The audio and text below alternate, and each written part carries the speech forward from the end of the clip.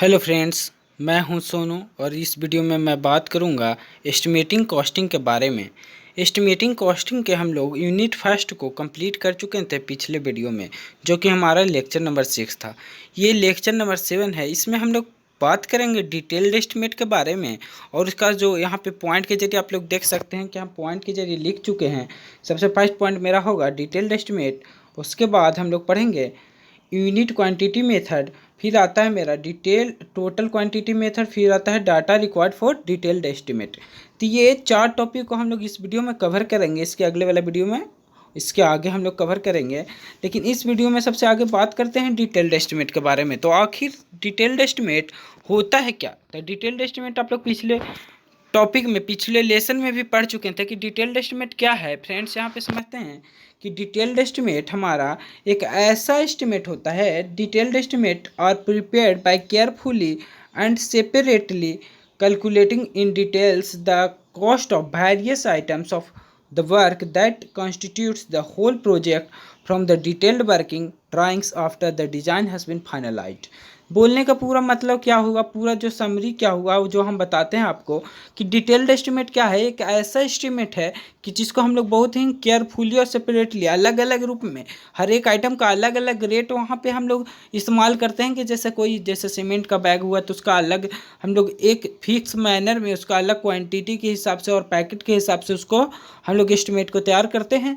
तो ये जो एस्टिमेट होता है इसमें हम लोग आइटम ऑफ बक्स के हिसाब से वहाँ पे हम लोग एस्टिमेट को तैयार करते हैं। तो इतना जो पूरा प्रोजेक्ट में कितना आइटम्स ऑफ बक्स लगा, कितना वहाँ पे हमारा जो हर एक पार्ट में जैसे कि वहाँ पे हम लोग बोल सकते हैं कि सीमेंट का क्वांटिटी, और भी जैसे बोल सकते हैं कि आरसीसी मेंबर कितना लगा। तो ये सब को जो पूरा को मिला के जो हम लोग एस्टिमेट को तैयार करते हैं हर एक आइटम के रूप में, तो उसको हम लोग बोलते हैं डिटेल्ड एस्टिमेट। अब देखिए कि डिटेल्ड एस्टिमेट में सेकंड पॉइंट क्या बोला जा रहा है कि द मिस्टेक्स, अगर कोई मिस्टेक हो जाता है डिटेल्ड एस्टिमेट को बनाने में, the mistakes if any in the rough cost estimate are eliminated in the detailed estimate. जो रफ कॉस्ट एस्टिमेट होता है, जो हमारा सबसे पहले जो रफ कॉस्ट एस्टिमेट जो तैयार करते हैं, उसके बाद में जो हमारा डिटेल्ड एस्टिमेट जब आता है तो उसमें हम लोग जो इतना जो गलती होता है वो सब को हम लोग वहाँ पे एलिमिनेट कर देते हैं, वो सब को हटा देते हैं, वो सब गलती वहाँ पे सुधार लिया जाता है।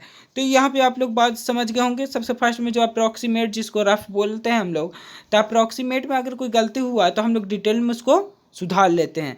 तब इसके आगे हम लोग देखते हैं फ्रेंड्स कि इसके आगे क्या बोला गया है कि it is the best and most reliable form of estimate. ये सबसे बेस्ट और रिलेबल, मतलब बोलने का मतलब क्या, सबसे अच्छा और सबसे हम लोग को जो बोलने का मतलब क्या है कि वहाँ पे हम लोग सबसे अच्छा से इसका इस्तेमाल कर सकते हैं, most reliable form of estimate. तो ये थर्ड पॉइंट था, it is best and most reliable form of estimate. अब देखिए डिटेल्ड एस्टिमेट का 2 पार्ट में डिवाइड किया जाता है। डिटेल्ड एस्टिमेट में बी प्रिपेयर्ड इनटू 2 वेज।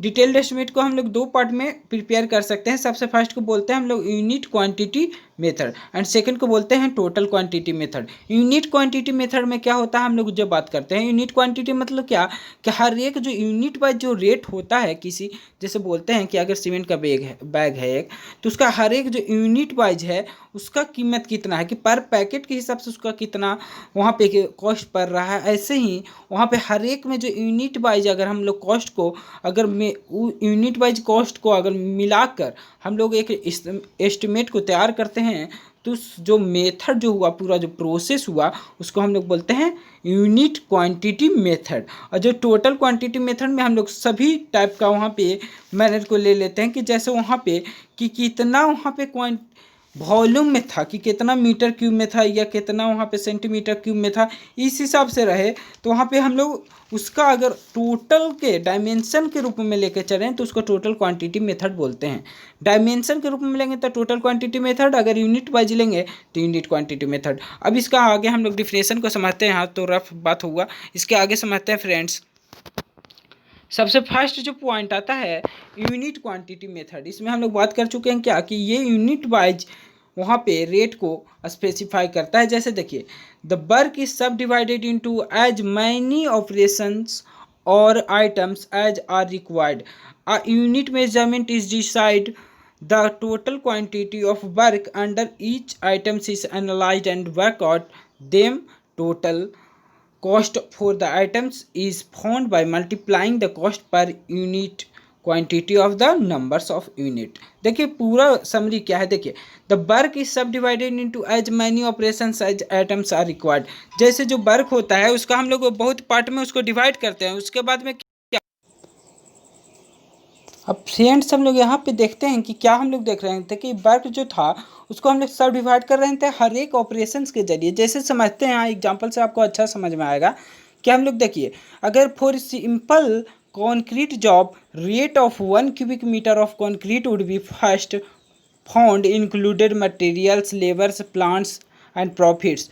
देखिए अगर कोई एक सिंपल कंक्रीट जॉब के लिए जो वहाँ पे मटेरियल का कोई 1 cubic meter ऑफ कंक्रीट में जो रेट लग रहा है उसको निकालने के लिए हम लोग क्या करेंगे, उसमें इंक्लूड करेंगे मटेरियल्स को, कितना मटेरियल इस्तेमाल करें, कितना सीमेंट ऑफ वैक्स और क्या कि वहाँ पे कितना वाटर का क्वांटिटी, और भी आरसीसी मेंबर अगर इस्तेमाल करेंगे तो आरसीसी मेंबर, अगर उसके बाद में जो एग्रीगेट इस्तेमाल करेंगे तो एग्रीगेट, तो उसके ये जो मेंबर मटेरियल का इंक्लूड करेंगे। फिर लेबर्स का कि कितना लेबर वहाँ पे नंबर ऑफ लेबर को इस्तेमाल किए, फिर प्लांट्स एंड प्रॉफिट्स मतलब जितना वहाँ पे इक्विपमेंट्स का इस्तेमाल किया और जितना प्रॉफिट्स का कि जो अलग मेंबर्स में हम लोग लाए मार्केट से और कितना उसमें प्रॉफिट हुआ तो उसके लिए। और एंड दिस यूनिट कॉस्ट, ये जो यूनिट कॉस्ट आएगा जो यहाँ पे रेट निकालेंगे ये सब मेंबर को मिलाकर, तो उसके बाद में जो यूनिट कॉस्ट आएगा इसको मल्टीप्लाई कर देंगे the number of units required in the job, इसको मल्टीप्लाई कर देंगे 1 cubic meter का हम लोग निकाल लेंगे। ठीक, 1 cubic meter में जितना 1 m³ में जितना हम लोग का वहाँ पे कॉस्ट लगेगा उसको निकाल लेंगे। उसके बाद में उसको मल्टीप्लाई कर देंगे कितना से, देखिए 1 m³ में हम उन लोग कॉस्ट निकाल सकते हैं ये मटेरियल को लेकर, मटेरियल्स और लेबर्स और प्लांट्स और प्रॉफिट को लेकर। अब इसके बाद में इसको मल्टीप्लाई हम लोग करेंगे जो टोटल हम लोग का कितना चाहिए, टोटल क्यूबिक मीटर में कितना चाहिए रिक्वायर्ड जितना रहेगा उतना से मल्टीप्लाई कर देंगे। यह जो कॉस्ट आएगा इसी जो टोटल मेथड को हम लोग बोलते हैं यूनिट क्वांटिटी मेथड। तो unit quantity method is nothing but it is a cost which is prepared by the quantity and the items which are used in the structure। तो इसको हम लोग जितना जो आइटम को इस्तेमाल कर रहे हैं, जो मटेरियल को इस्तेमाल कर रहे हैं, सबको हम लोग एक फिक्स मैनर में यूनिट बाय उसका कॉस्ट को निकालते हैं। इसी प्रोसेस को हम लोग क्या बोलते हैं, यूनिट क्वांटिटी मेथड बोलते हैं। अब इसके आगे देखते हैं फ्रेंड्स, अब इसके आगे में देखिए यहाँ से हम लोग बात करेंगे एडवांटेज के बारे में कि उसमें एडवांटेज क्या था। इसमें देखिए यूनिट क्वांटिटी मेथड में हम लोग बात कर चुके हैं कि कैसे निकलता है, यूनिट वाइज निकलता है। यूनिट वाइज जब निकाल लेते हैं उसके बाद में हम लोग को आता है कि यूनिट वाइज हम लोग निकाले और उसका जो कॉस्ट आया पर हर एक आइटम का अलग अलग यूनिट वाइज निकाल चुके हैं। अब इसके आगे देखते हैं फ्रेंड्स कि इसके आगे क्या बोला जाता है कि एडवांटेज इसका क्या है। Advantage that the unit cost on the various jobs can be readily compared and the total estimate can easily be corrected for variation in quantities। जितना जो कॉस्ट हम लोग निकाल लें, अगर उस जो कॉस्ट जो टोटल आया यूनिट कॉस्ट मेथड में अगर हम लोग कोई कॉस्ट निकालते हैं, कोई एस्टिमेट तैयार करते हैं, अगर वेरिएशन ऑफ क्वांटिटीज हो, अगर बात किया जाए, अगर हम लोग मान के चलते हैं कि वहाँ पे 100 बैग्स ऑफ कोई सीमेंट लग रहा है, 100 बैग्स ऑफ सीमेंट इस्तेमाल हम लोग करने वाले हैं, लेकिन पता चला कि आगे चलते चलते कुछ बैग्स ऑफ सीमेंट का हम लोग का लॉस हो गया, जैसे फिर हम लोग का 90 हो गया, तो 10 हम लोग फिर से लेंगे ना, फिर से खरीदेंगे तो वेरी हो रहा है 10 बैग्स ऑफ सीमेंट का यहाँ पे वेरिएशन हो रहा है। अगर वेरिएशन होगा तो हम लोग को इस यूनिट कॉस्ट एस्टिमेट में, यूनिट क्वांटिटी मेथड में हम उसको एलिमिनेट कर सकते हैं, उसमें आराम से हम लोग ऐड कर सकते हैं। क्योंकि देखिए यहाँ पे हर एक जो 1 बैग ऑफ सीमेंट का कॉस्ट है उसको हम लोग मल्टीप्लाई किए थे 100 से, तो वैसे ही अगर 10 बैग्स और चाहिए तो 1 × 10 से फिर मल्टीप्लाई कर देंगे, तो इसमें उतना ज़्यादा हम लोग को परेशानी नहीं होता है चेंजेज करने में। तो ये यहाँ पे एक एडवांटेज है यूनिट क्वान्टिटी मेथड का।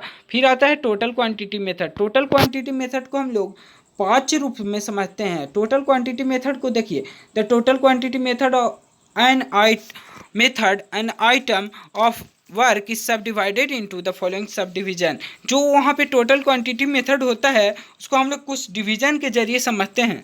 सबसे फर्स्ट जो आता है मटेरियल्स। मटेरियल्स मतलब क्या कि कितना हम लोग वहाँ पे मटेरियल का उपयोग कर रहे हैं, कितना वहाँ पे हम लोग जो सीमेंट बैग्स और अदर टाइप का जो मटेरियल का इस्तेमाल कर रहे हैं। तो इसमें देखिए क्या होता है फ्रेंड्स, इसमें पर यूनिट क्वांटिटी को हम लोग निकालते हैं। जैसे देखिए कि डिटेल्ड स्पेसिफिकेशन उसका करेंगे कि उसका कॉस्ट कितना हुआ लोकल मार्केट में, उसका जो मार्केट वैल्यू कितना है, उसके बाद में जब हम खरीद रहे हैं तो उसमें हम लोग को कॉस्ट कितना पड़ रहा है और उसका ट्रांसपोर्टेशन कॉस्ट कितना पड़ रहा है।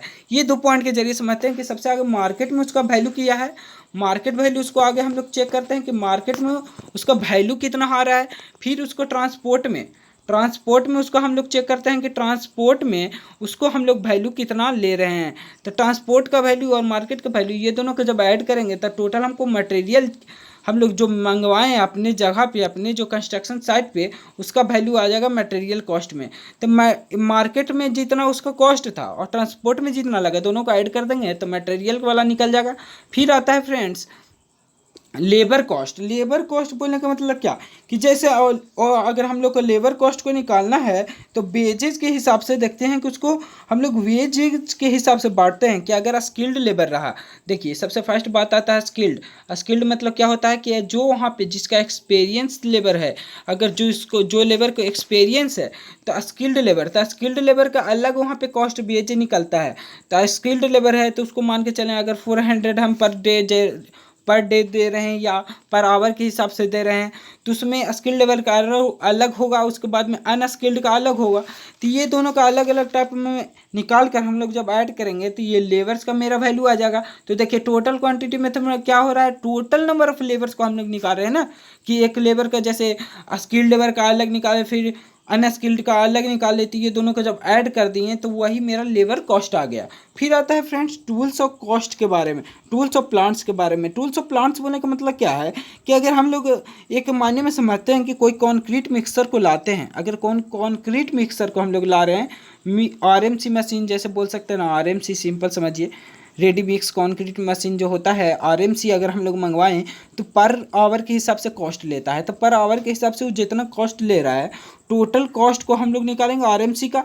फिर और भी टूल्स तो है, क्रेन वगैरह, जैसे क्रेन को हम लोग मंगवाते हैं, अगर लार्जर कंस्ट्रक्शन है तो क्रेन को मंगवाएं तो क्रेन में जो कॉस्ट लगेगा, और जो आरएमसी में ऐसे जो बहुत सारा टूल्स में जो कॉस्ट लगेगा, इस सब को जब ऐड करेंगे तो टूल्स और प्लांट्स में हमारा आ जाएगा। तो ये टोटल के रूप में हम लोग ले रहे हैं। यहाँ पे समझ रहे होंगे कि टोटल क्वांटिटी में था मतलब क्या, टोटल जितना टूल्स प्लांट्स का इस्तेमाल करेंगे उसका कॉस्ट निकालेंगे तो उसमें टोटल क्वांटिटी मेथड में हम लोग उसको रखते हैं। फिर आता है फ्रेंड्स ओवरहेड्स के बारे में। ओवरहेड्स को हम लोग देखिए समझते हैं कैसे कि ओवरहेड्स एक ऐसा आइटम को, जैसे जो आइटम हम लोग जैसे ऑफिस में और जो ऑफिस रेंट जो हम लोग देते हैं, और भी जैसे कि सैलरी दे रहे हैं जो ऑफिस स्टाफ को, और जो पोस्टेज लाइटिंग के बारे में, जो लाइटनिंग जो वहाँ पे दिया जा रहा है, जो वहाँ पे लाइटिंग के लिए जो व्यवस्था किया गया है उसमें जो कॉस्ट जाएगा, और जो वहाँ पे ऑफिस में भी तो कुछ मेंबर को हम लोग रखेंगे कि वहाँ पे वर्क को देख सकें, तो ऑफिस स्टाफ को पेमेंट देंगे। फिर आता है ओवरहेड्स में ऑफिस स्टाफ को पेमेंट देना होगा। फिर टेलीफोन में हम लोग भी तो देंगे टेलीफोन में। फिर आता है कि वहाँ पे टेलीफोन वहाँ इंडस्ट्री भी करना पड़ेगा कि वहाँ पे टेलीफोन का भी चार्ज लगेगा, तो वहाँ पे टेलीफोन इंडस्ट्री में भी चार्ज हम लोग देंगे। फिर आता है स्पेसिफिकेशन, और बहुत सारा जैसे बोल सकते हैं कि जैसे ट्रैवलिंग में, लाइटनिंग में, तो ये सब को जो मिलाकर जो कॉस्ट पड़ता है उसी को हम लोग ओवरहेड बोलते हैं। ये हमेशा मान के चलिए आप 21% ऑफ द नेट कॉस्ट को पड़ता है। ये जितना भी नेट कॉस्ट रहेगा, यहाँ पे एक इम्पॉर्टेंट पॉइंट है कि आप देखिए समझते हैं हम लोग, ये जो ओवरहेड्स जो होता है ये 21% रहता है। 5% कभी कभी ज़्यादा हो सकता है, 5% आगे हो सकता है, 5% पीछे हो सकता है, लेकिन ओवरहेड्स हमेशा 21% ऑफ टोटल का जो जितना भी हम लोग एस्टिमेट तैयार किए, जितना जैसे कॉस्ट आया तो उसका 21% हम लोग ओवरहेड्स में देंगे। फिर आता है प्रॉफिट। जैसे प्रॉफिट हम लोग को कैसे मिलेगा, देखिए प्रॉफिट के बारे में समझते हैं कि जैसे मार्केट वैल्यू देखते हैं कि अगर छोटा मार्केट है तो वहाँ पे वो ज़्यादा पैसा कमाने की कोशिश करेगा। अगर वहाँ पे देखिए आप अगर होलसेलर में अगर हम लोग जाते हैं तो वही होलसेलर वाला हम लोग को कुछ वहाँ पे लेस देगा, तो लेस ही जब वहाँ पे डिस्काउंट देगा तो उससे हम लोग प्रॉफिट कमा सकते हैं। तो हर एक टाइप में प्रॉफिट होता है, तो सबको जो प्रॉफिट को निकालते हैं तो उसमें टोटल क्वांटिटी मेथड में हम लोग ऐड कर देते हैं। फिर आता है फ्रेंड्स, यहाँ पर आप लोग समझ गए होंगे कि टोटल 2 हम लोग मेथड से डिटेल्ड एस्टिमेट को तैयार करते हैं। फर्स्ट जो हमारा था यूनिट क्वांटिटी मेथड, जो कि हम लोग देख चुके हैं। फिर आता है टोटल क्वांटिटी मेथड, अभी हम लोग समझें। फिर आता है फ्रेंड्स हमारा लास्ट जो वहाँ पर टॉपिक है इस वीडियो में, इसके आगे भी है लेकिन इस वीडियो में हम लोग एक का लास्ट टॉपिक है ये data required for detailed estimate. जो डाटा रिक्वायर होता है हम लोग का डिटेल्ड एस्टिमेट को बनाने में, उसको हम लोग बोलते हैं data required for detailed estimate. कितना डाटा का हम लोग को ज़रूरत पड़ता है, नीड होता है डिटेल्ड एस्टिमेट को तैयार करने में, तो उसको हम लोग बोलते हैं।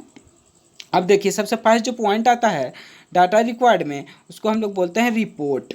रिपोर्ट मतलब क्या है, सिंपल समझिए। रिपोर्ट मतलब क्या है कि डिटेल्ड एस्टिमेट जब तैयार करेंगे तो उसका एक रिपोर्ट बनेगा कि कितना क्वांटिटी ऑफ मेथड, कहाँ पे हम लोग कितना क्वांटिटी का इस्तेमाल कर रहे हैं, कितना और भी जो टूल्स वगैरह कितना मंगवाए, कितना नंबर ऑफ़ टूल्स में मंगवाए। तो इस हिसाब में जो रिपोर्ट तैयार होगा वो टोटल रिपोर्ट का वहाँ पे सबसे फर्स्ट पॉइंट में ज़रूरत होता है। फिर आता है जनरल स्पेसिफिकेशन। जो जनरल स्पेसिफिकेशन ऑफ क्वांटिटी जो हम लोग करते हैं कि वहाँ पे हर एक जो स्पेसिफिकेशन होता है कि जैसे आरसीसी मेंबर लग रहा है तो आरसीसी में कितना, अगर आरसीसी है तो कितना वहाँ पे थिकनेस मेंबर हम लोग ले रहे हैं कि कितना थिक रहेगा या कितना थिन रहेगा। तो यहाँ पे स्पेसिफिकेशन में बहुत सारा चीज़ को, जैसे फाउंडेशन को हम लोग देख सकते हैं कि प्लिंथ में जो ब्रिक वर्क होगा उसका में सीमेंट का रेशियो कितना होगा, और भी जैसे डैम प्रूफ कोर्स में कितना होगा। तो ये सब में जो जनरल स्पेसिफिकेशन में हम लोग लेते हैं। फिर डिटेल्ड स्पेसिफिकेशन। डिटेल्ड स्पेसिफिकेशन में बात किया जाए तो इसमें हम लोग जितना भी स्पेसिफिकेशन टोटल क्वांटिटीज में हुआ है, जैसे roofing, super structure, finishing, flooring, doors, Windows, PCC, RCC, laying and compacting, और भी जैसे बोल सकते हैं कि वहाँ पे हम लोग जो सीमेंट प्लास्टर का इस्तेमाल करें वो कितना रेशियो में रहे। तो ये सब जो, और भी एक आता है यूसीआर। यहाँ पे एक यूसीआर के बारे में आता है। यूसीआर आप लोग कम जाने होंगे, ये सब जो टॉपिक हम लोग बोलेंगे ये सब तो सब सुने होंगे, लेकिन यूसीआर के देखिए फुल फॉर्म होता है uncoursed rubble masonry for the foundation. इसको बारे में हम लोग आगे अच्छा से बात करेंगे, लेकिन यूसीआर आप लोग ध्यान रखिएगा कि यूसीआर में हम लोग डिटेल स्पेसिफिकेशन में यूसीआर को लेते हैं। अब इसके बाद देखिए फ्रेंड्स क्या आता है, फिर आता है ड्राइंग प्लान सेक्शन।